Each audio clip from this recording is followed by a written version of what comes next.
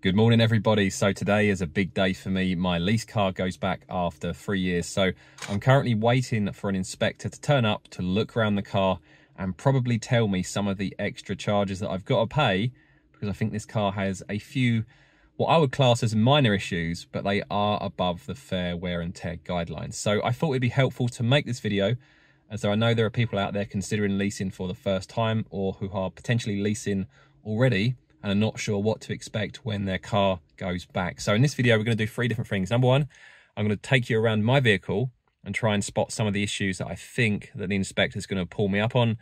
Then I'm going to take you to the PC and talk you through some of the BVRLA Guidelines, which are the industry standard fair wear and tear, and that's what all lease companies and inspectors should be going by. And then finally, I'm going to show you the actual real world report from the inspector and how much I get charged for having this car for 3 years and not keeping it in 100% perfect condition. So I've been leasing cars for about 15 years, and I very, very rarely get hit with a penalty charge at the end, but I know there are a few issues on this car, and I thought it would be helpful to share it with you guys. So let's jump out of the car now and see if we can spot those issues. Okay guys, so the first thing you want to start with any inspection is taking a look at the paintwork and the panel. So what you want to do is look across all of the panels. So for example, the bonnet, don't go up to the bonnet and try and look for a dent or scratch like that. Instead, you want to back off to the side and you want to be looking across the panels, and that way with the light you'll be able to see if there are any dents that you maybe aren't aware of. And do the same for the side of the car as well. And you can do a more detailed inspection of the bumper by eye, because you want to be looking for chips, as it's going to be very, very common on the front of the car. Now, from my perspective, I believe this is where I'm going to get pulled up for my first penalty fee on my boot here, on my boot lip. See if we can show you guys there. So you see how big that is. Now, you are supposed to be allowed chips up to 3 mil. Now, I'm not sure if that's going to get pulled up or not. So basically what happened is I opened my boot in a multi-storey car park, and it's an electric tailgate, so I was sitting in the car, I popped it open for the wife, and it just clipped this RSJ that was running across the roof of the car park. So a small little mark there. I'm 50-50 as to whether this is going to get pulled up, but we'll see what they say. Now below that, on the bumper, we have, as is quite common on the rear bumper, sometimes you get these little loading marks where you just catch something as you're bringing things in and out of the car. So depending on the panel of the car, you're allowed a different number of those, and I think I'm only supposed to be allowed 4, and I think there's 6 there. So I'm quite expecting to get pulled up on those little marks on the bumper, despite the fact they're tiny, and for 3 years fair wear and tear, I think that's fair. But those, you know, the guidelines are the guidelines. The next thing you want to check is the alloy wheels and the tyres. It's also important to note that your car has to be clean enough for inspections. I mean, don't worry about getting it validated, as long as the inspector can see the paintwork clearly, you can see the alloys clearly, you can see my tyres aren't necessarily perfectly clean, but the wheels are clean enough for inspection. So the inspector is going to be looking for any damage to the rims, which you can have up to 50 mil scuffs on the rims only. You can't have any damage on the spoke. Any damage there, you're definitely going to get a fee. So I've been around my car, I've got 3 perfect wheels, and I've got one which has a little bit of damage. Where are we? Here you can see. Now that there, yeah, it's from some fairly deep indentations. That is less than 50 mil, but there is another mark there. So together, that's probably just over 50 mil. So again, this is one, I think it's 50-50 whether they pull me up on that. One thing that's worth noting is that my wife had a car that went back early this year, and there was a little bit of damage here, just on the end of a spoke. And they charged us for it because they classed it as spoke damage rather than rim damage. So that's something to be aware of when they're doing the inspection. You can get pulled up for that. The other thing you want to check is the glass. Make sure you've got no chips in your rear view window or in your side windows, or if you've got a panoramic roof, make sure there's no chips in that. But the most important place, of course, to check is your window screen, as that's most likely the place that's going to get chipped. And check your mirrors as well. So that's pretty much it from an external inspection perspective. Internally, they're going to be looking for the same things, whether there's any rips or tears or scratches to the interior or the carpets or anything like that. The other thing to keep in mind is your excess mileage. So any lease agreement will have excess mileage charges if you go over that. So I've had a 3-year agreement. I I think the car's got to start for me to actually see this. If I put it into drive, you'll see, make sure the music doesn't come on. You can see there, I'm at 29,000. So I've got an 8,000 mile agreement over 3 years, which means I'm going to get pinged for 5,000 miles of excess mileage. Well, actually, it's going to be just under 5,000 because I've had this for an extra 2 months. So technically, I've had this car 38 months. So that's going to give me a bit more allowance. So I'm expecting to get hit for about 4,000 or so miles, which on this particular car in my lease agreement is about 13p a mile. So I think that's going to work out with VAT about £600. So that will be interesting to see. So those are the key things you want to be looking at when you are inspecting a car. There's also a couple other important things to keep in mind, and that is the extras. So they're going to want to see proof of service. So on the passenger seat here, I've got my service book ready to go. I've got the MOT certificate, which you only need if you've had the car over 3 years. Like I said, I've had this 38 months, so that's why it's on there. And then we've got the free keys as well. So all of your keys need to be there. You might only have 2 keys for your car. The other thing they're going to want to see is the lock-in wheel nut, which is usually in your boot. But for this particular car, it's actually hidden away because it's an electric car. It's hidden away under the bonnet, so I'm not going to bother opening that to show you guys. But make sure you've got your lock-in wheel nut, your keys, your service book, and you serviced it accordingly, and an MOT certificate if you need it. The other thing to keep in mind with servicing is my wife's car went back, and we were trying to be clever and missed the service window by returning it a few weeks early. But some manufacturers are really fussy, and if the actual build date is just before delivery date, then sometimes you can get pulled up on that as well. But I think we got hit with a £200 charge for not having it serviced, which actually worked out cheaper than the service. And that's something to keep in mind with a lot of this stuff. And what I was quite surprised at with my wife's car that went back earlier this year, which did have a few issues, was actually it was cheaper not to bother getting chips and scratches and stuff repaired. Like, she'd had a minor accident and she had a bit of damage on the front wing. And it probably cost us kind of £300-400 if we'd have done that ourselves, but it ended up being like 150 charge. So even if I got this repaired, I mean, on a smart repair, at a guess, as it's only on the edge, I think maybe £80 to £100 on a smart repair. So if I do get billed on this, it'd be interesting to see what they say. And the same applies to these things, whether they're how much they're gonna hit me for these versus how much it would have cost if I'd got them touched up myself, and whether it's worth the hassle as well. You know, if it's only £10-20 difference and you've got to waste half a day or a day getting your car fixed, you have to keep all of those things in mind. So what I'd recommend to anyone that's got a car going back is inspect it at least 3-4 weeks before it's due to go back, so that you can spot any issues yourself. And if there are any you can fix cheaply and quickly, then you can get those arranged. If not, roll the dice with the inspector and see how much it costs. What I'm going to do now is take it over to the PC. I'm going to talk you through the BVRLA guidelines and show you why I'm probably going to get pulled up on some of the things I've just shown you. And then at the end of the video, of course, I'll show you what the inspector actually says and how much he's going to charge me for the issues that I've showed you in this video. Okay guys, so let's take a closer look at the BVRLA guidelines. So the BVRLA is the British Vehicle Rental and Leasing Association, and in theory, almost all lease companies in the UK will be using their standards. So your inspector should be going by these standards, and often the inspector that comes out won't be from the lease company themselves. They will be an independent, usually an auction house. So today I've got British Car Auctions coming, and the collection I had earlier this year was from Manheim Auctions. So they'll just collect that car, they'll do the inspection, tell you how much extra they're going to charge you, and then that car goes straight to auction. The lease company don't really care. They just see it as a fine opportunity to make a bit more money before they send that car to auction and basically get back the finance they've got invested in that car. So before I get into the fair wear and tear, just very quickly, I just wanted to cover the excess mileage charge, as this could be confusing for anyone that hasn't done leasing or contract hire before. When you take out a lease agreement, you tell the lease company how many miles you're expecting to do per year, and if you go over that and you don't tell them throughout the period and amend your contract and pay a bit extra accordingly, then you end up paying an excess mileage charge at the end. Now, I generally underestimate my mileage a little bit, and it costs me more because your excess mileage will probably cost you more than paying for it up front. But I've had leases in the past where I've gone back under mileage and they don't refund you if you're under. So when I took it 8,000, it was kind of a best guess, and I went over that. So over the 3 years, instead of doing 24,000 as I showed you in the video, I did like 29,200. But I knew this all along and could have amended my contract at any point if I wanted to, but I was happy to see where I ended up at the end. And you can see there, I agreed to 12.81p per mile. and that is subject to VAT. So like I said in the video, I'm expecting a charge of around about £600, including VAT for that. So these fair wear and tear guidelines. You should be able to get a copy of this from your lease company. You can't get them directly from the BVRLA as they want to charge you for them. So they will tell you to go to your lease company, and your lease company should be able to provide a copy. Now, this copy I've got in front of me has been very kindly provided by Lex Auto Lease, who are one of the biggest finance houses in the UK.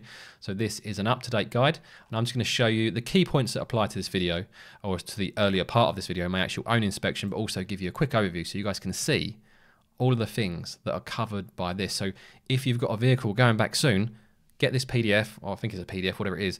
I'll put a link to it in the pinned top comment in the description as well. Just click on this link and go through this and inspect your own car first, so you know what to expect, so you know likely what the inspector's going to find. And if you want to rectify anything yourself, you can. If not, at least on the day when you get hit with a big fine or a big fee, you're not surprised. You're like, yeah, that's fine, I'll pay that regardless, because it's less hassle and cheaper than getting it fixed yourself. So the first part of the document is just all about the document and the BVRLA itself. So really, you just want to focus on this section here. So they talk about the things that I was talking about in the inspection that I did, which is the paintwork, the vehicle body, the bumpers and the trim, the windows, the glass, the doors, the mirrors and the lights. I didn't actually mention the lights, but your lights have to be working and are not cracked, etc. And the tyres and wheels and a few other bits as well. So go through this guide and find the bit that is relevant to you. So the first bit I want to go to is page 14 to look at the paintwork. So let's go to that page, and I'm going to zoom in when we get there. Sorry, this might be messing with your mind, me quickly scrolling through. And let's make this a fraction bigger. So let's take a look. This is what they allow. There must be no rust, corrosion or discoloration on any painted area, including painted bumpers, body, mouldings and mirrors. Repaired chips and scratches and dents are acceptable, provided the work is completed to a professional standard, so don't go using a touch-up pen, by repairers who can provide a full warranty on their work. Obvious evidence of a poor repair, such as flaking paint, preparation marks, paint contamination, rippled finish, or poorly matched paint is not acceptable. And the guidelines are chips of 3 mil or less, so that's the one that was on the boot lip that I was talking about, in diameter are acceptable, provided they are not rusted. I don't think it was rusted. A maximum of 4 chips on any panel, 6 chips per door edge and 8 chips on any forward facing panel is permitted. So as you saw on my rear bumper, I think I had 6 or 7 little marks. So potentially, as I'm only allowed a maximum of 4, they might flag me for that. If it had been on the front bumper, I would probably get away with it. They also show you what they allow with dents. So dents up to 15 mil and scratches up to 25 mil, provided they can be polished out. So that's normally just scratches in the lacquer. So I'm 50-50 if I'm going to get caught out on the boot lip, that little dent on its own. I quite expect to get hit for a charge for the rear bumper because I'm over that 4 chips per body panel. But we'll see what they say. Sometimes inspectors are more lenient than others. And the other thing for my particular vehicle was the tyres, sorry, the wheels, wasn't it? So just going through, this is windows and doors and lamps, and that's windscreen. Here we go, tyres and wheels. Let's make this a little bit bigger. So the tyres themselves, they must be in good condition. So they've got to be above the legal limit. So all tyres, including any spare, must meet the minimum UK legal requirements, which I believe is 1.6 mil, and comply with the vehicle manufacturer's recommendations of tyre type, class, side and speed rating for the vehicle. So this is important. You can't just go and change the tyres for the cheapest ones you can get. They have to match the original spec. So check those when you are replacing the tyres if you have to replace them. My car's done 29,000. I haven't had to replace any of those. So hopefully I'm not going to get flagged today, but I believe all of them are above the 1.6 limit and don't have any issues. But we'll see what the inspector says. So in terms of damage to the wheels, I might have to hide the webcam here. No, actually, you guys can see. So dents on wheel rims and wheel trims are not acceptable. Scuffs up to 50 mil on the total circumference of the wheel rim. So that wheel that I showed you is going to be borderline whether it's 50 mil. And the other bit that I talked about was damage to the spoke. Any damage to the wheel spokes, wheel fascia or hub of the wheel is not acceptable. There must be no rust or corrosion on the alloy wheels or wheel hubs. So, you know, I think I've got a half a chance of getting away with this. The total scuff across the circumference is probably 50 mil there or thereabouts. It depends if they measure it from end to end, or whether they just measure the actual scuffed bits and add them together. And if that's less than 50, I might get away with it. And the question is whether they think it's too far onto the wheel to be classed as spoke damage, which I'm really hoping they won't. You guys make your own decision based on the video that you've seen. And you can go through the document and see the other things that they want you to check. So you can do your own inspection. This is what they want you to do on the interior. This is what I briefly touched on, again, looking for chips, dents, scratches, and scuffs. So hopefully, if you familiarise yourself with the BVRLA and also are fully aware of how the excess mileage charges work, you won't ever get to the point where you're hit with massive surprise charges at the end, and you can make plans accordingly if you know something needs rectifying before the inspection. You think will be cheaper to repair yourself than it will to pay the inspector. So hopefully you guys have found that helpful. What I'm going to do now is wait. I'm still waiting for the inspector to turn up, and once he's turned up, I'm going to record the final part of this video to let you guys know how the inspection went and just how much this inspection is going to cost me. Okay, so the inspection has now been completed. It was completed a couple of hours ago, but I had to pop to the vet. So it's about 4 p.m. now, and the inspection was done around about 2 o'clock. And it's good news. I'm going to go through the report and show you what they looked at. So initially you can see it was for the Polestar 2, and this is from BCA, who are British Car Auction, and this is the report they send you once you've signed on their tablet to say you approve of what they've said and what they've reported. So there's the car, and there's the number plate, as you would have seen in the video earlier. The next thing we've got is the inspection conditions. They said the weather was dry, the light was good, and the car was clean enough. So you saw in the video, the car wasn't spick and span, but it was clean enough for inspection. So that's all we need to do. Don't worry about spending out lots of money on a valet. Just get it cleaned quickly, and that will do the job. Then you've got a bit of a vehicle checklist. So window wipers okay, coolant level, driver seat belt, any warning lights on a dashboard. If you've got a warning light or a service light on the dashboard, you need to take care of those first. A roof glass present, we said no, but you guys would have seen the glass roof that we had. Windscreen washer level, oil level, considering an electric car doesn't have oil. All exterior lights, yes. Aerial present, yes. And then we've got the alloys, so all 4 alloys, yes, yes, yes, yes. There's no damage to the tyres, there's no uneven wear, and they're all above 1.6 mil. So I asked him about the damaged alloy, and I was really reluctant to, as I didn't want to risk pointing out something that he may have seen. And he said, their opinion from British Car Auctions is that they only really care if about a third of the alloy is scratched up, whereas the actual BVRLA guidelines were 50 mil, as I showed you earlier on in the video. But if that's their approach, that's absolutely fine with me, as it hasn't cost me any fees on the alloys, which was probably one of the ones I was worried about the most, as that was probably going to be quite expensive if they did call that out, but they didn't. Then we come down a bit further, documentation and vehicle extras. So MOT was there, lock-in wheel nut was there, tow bar, roof rack. What else? We've got headrest quantity. So you can see the sort of things they're checking. First aid kit is no, but that's incorrect, as there was a first aid kit in the boot. Handbook, service record, electronic. That's not true, because there was a service book on the passenger seat where I left them for them. And some other bits as well. And then just the details of the actual collection itself. So it's collected from me. That was the mileage at the time, which you saw in the video earlier on. And like I say, it was just after 2 o'clock. And I very kindly left them 80%. He's put 3/4, but I left them at 80% battery, because it's only going to cost me £3-4 of electric to do that. But this guy's got to drive all the way back. I think he said he was going back to Leeds. So the last thing he wants to do is pick up my car and have to go and find a charging station. Now, don't get me wrong. If I had a diesel or petrol car, there's no way I'd be leaving 3/4 of a tank. But with electric vehicles, charging home is so cheap to fill it up. I thought I'd do the honourable thing and at least allow them to get home.